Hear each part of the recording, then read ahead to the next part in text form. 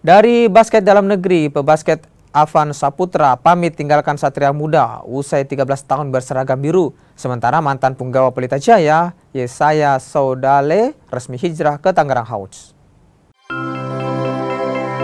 13 tahun setia membela Satria Muda Pertamina, pebasket Afan Saputra pamit.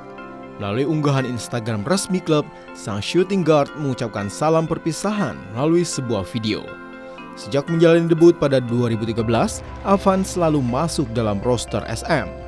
Bahkan musim lalu Afan masih jadi tulang punggung tim yang kini bermarkas di Bandung.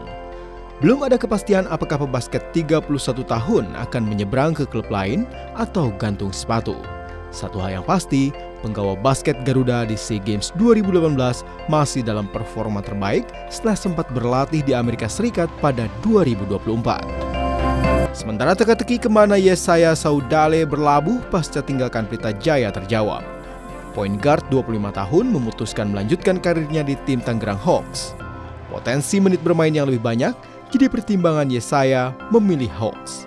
Meski dianggap salah satu point guard potensial, Yesaya kesulitan menembus barisan inti.